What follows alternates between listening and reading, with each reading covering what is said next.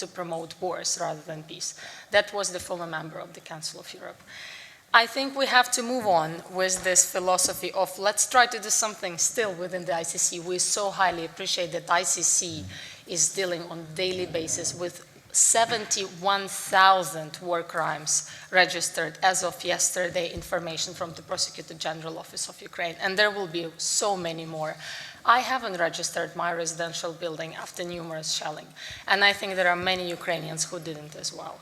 So indeed, let's do the job as the minister has addressed it, and I think with the common initiatives on deported children, on numerous other war crimes, we're doing a great job. So just to reiterate the issue of the Article 14, Article 8, ICC, let's just make it clear. It's not very understood to the wider public, and we will be restless explaining it to the whole world that the Council of Europe has a stand on it, and we're looking forward to the historical summit in Reykjavik. Thank you for this impressive and historical event today. Dank u wel. Thank you very much. I think, yeah, we have time for one more question from the audience, if there is one. Look around.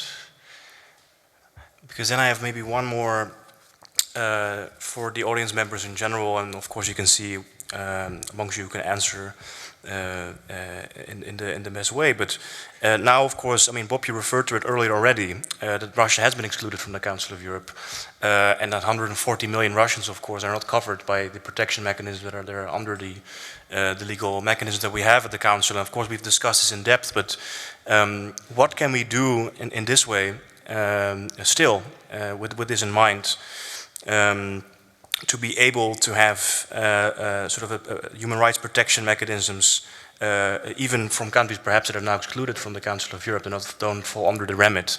Is there anything that we can still do, and what does the future look like? What does the future look like? I wish I knew.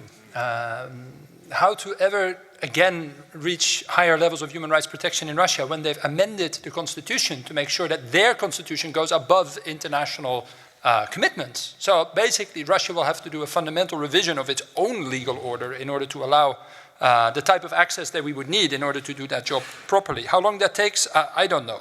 Are there things we can do? Of course, there's plenty of things we can do. There are also other instruments that still work. The OSCE has tried several times something called the Moscow mechanism. How ironic. That is the mechanism that allows us to suspend the veto power of a country and do a human rights investigation on that country.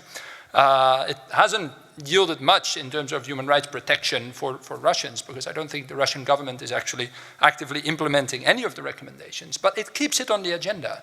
We need to keep also human rights violations inside Russia, in occupied territories of Ukraine, including the Crimean Peninsula, on the agenda. And I think that is important, and that's why also the role of civil society is incredibly important. The fact that we can still have human rights defenders from Russia, maybe now outside Russia, we can still work with them. There are plenty of things we can do, just not as much anymore. I'm on one of the monitoring bodies of the Council of Europe on the Framework Convention on the Protection of National Minorities. Unfortunately, I won't be able to go to many of the regions in Russia that also suffer, by the way, from the mobilization, and not all of them equally keen to be sent off to a front line either. I have a last point to the delegate of Ukraine, maybe just to implant an idea on the crime of aggression.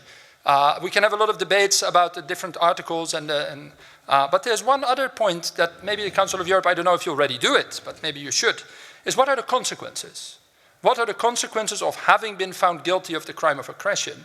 Does that then allow the lifting of state immunity on funds of the Russian Federation located outside of Russia? It's a sizable sum at this point, right? I mean, in the Netherlands we have a nice saying, wie breekt betaalt, like whoever breaks something has to pay for it. I think that is a topic that might be really interesting to debate, although there are many incredibly complex legal ramifications, I know. But I think that's the type of conversation that we could be having. So maybe just to add that.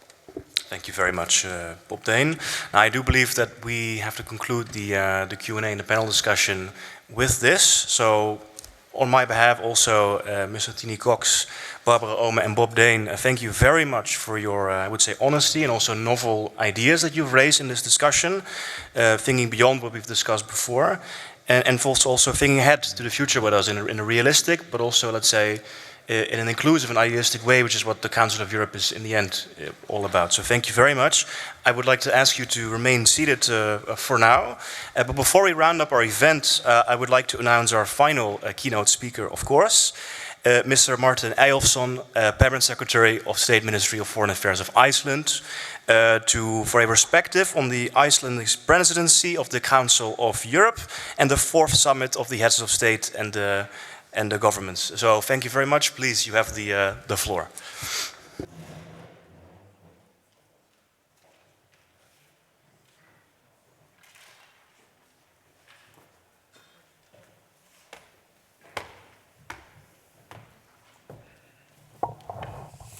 Thank you very much.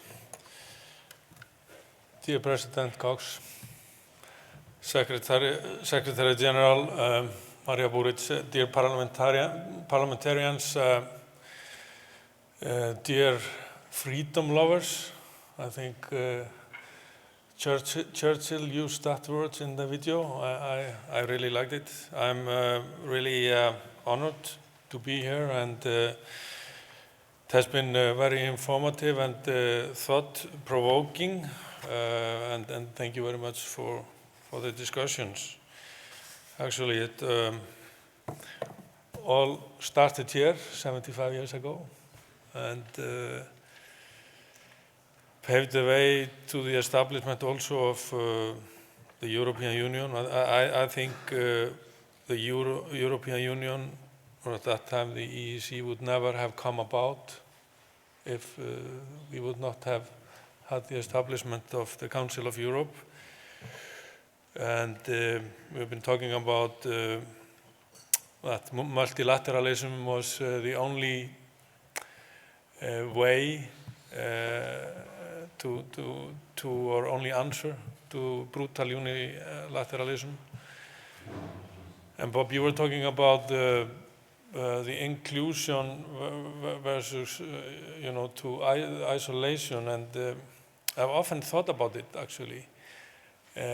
Imagine a couple of years after the World War II to have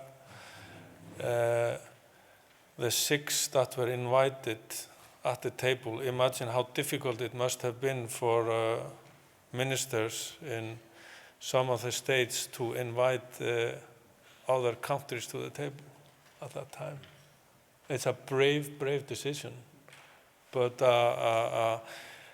an extremely a long-term noble vision that lies behind it, and of course based on experience. And I think we are reaching.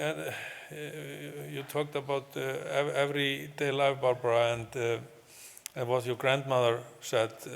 There is a saying in Icelandic, I guess it's in every language, that you really don't know what you have had until you have lost it. And I think this is what your grandmother was, in a way, thinking about. And we are, what are we? We are 8% democratic states in the world, 8%. And even 1/3 in the Netherlands, according to a new poll, a recent poll, appreciates democracy. So we might be even fewer.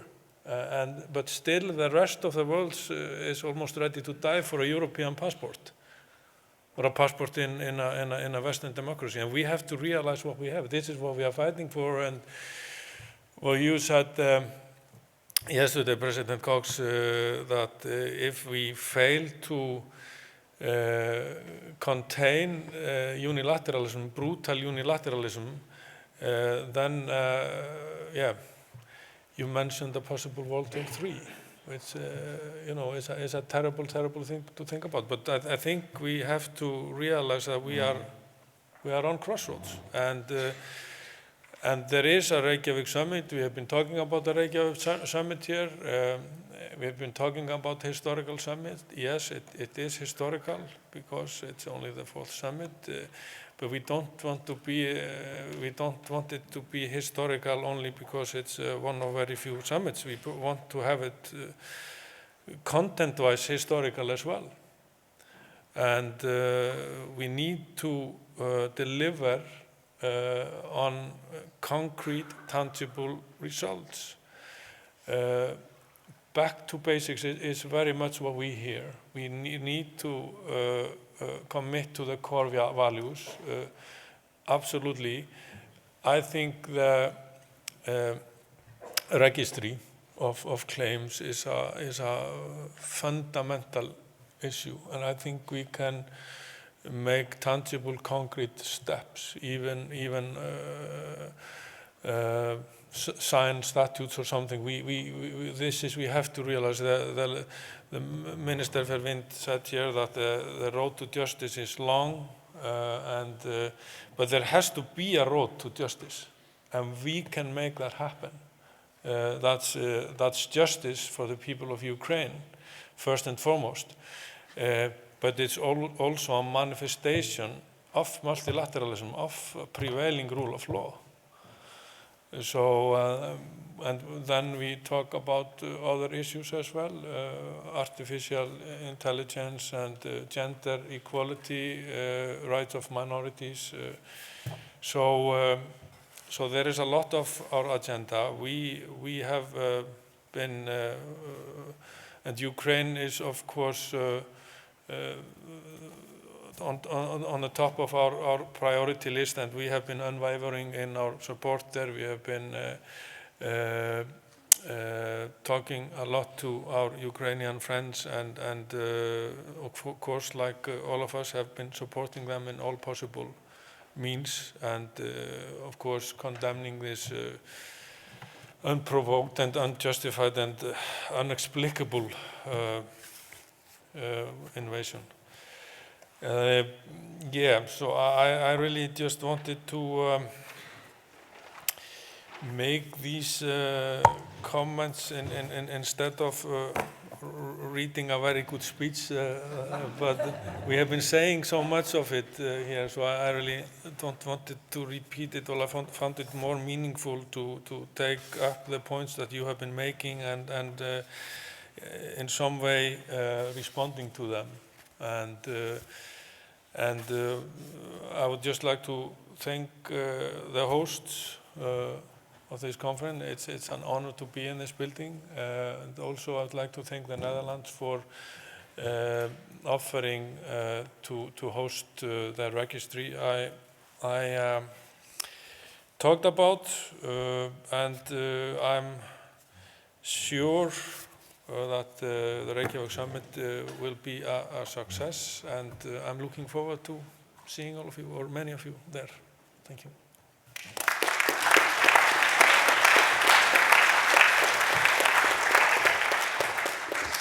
Thank you for bringing it all together, Mr. Permanent Secretary, and for innovating also in your speech, as I hope you'll also be able to innovate in the coming days, let's say, on these topics that we discuss, on the future of multilateralism.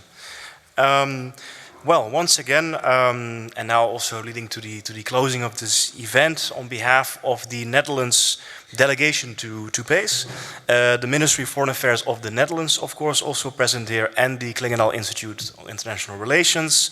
I would like to thank you all for attending our event today, and also especially to the members of the Standing Committee of the Parliamentary Assembly. We wish you all the best in your discussions today and tomorrow, here in the international city of peace and justice, or indeed one of the cities of human rights that also you mentioned, Barbara Ohm. Thank you very much, Il, for coming, and good luck. Thank you.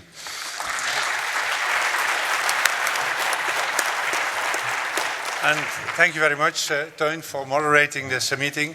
But before going to the official standing committee, I have to tell, I make a mistake, because we spoke about the necessity of civil society and the local communities to be involved, and I forgot to introduce that we have the president of the Congress of Local and Regional Authorities, Leen Verbeek, with us during the whole session, and we have Harry Hummel, who yesterday was involved in a civil society summit organized here, where many of us, also Martin, was participating over there. So thank you very much for being here with us as well, and we promise to both of you that we will bring your messages to the summit also on our road to Reykjavik. Once again, thank you very much, Teun, for moderating it.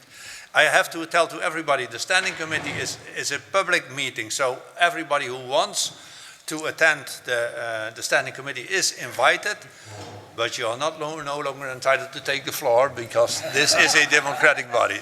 Thank you very much.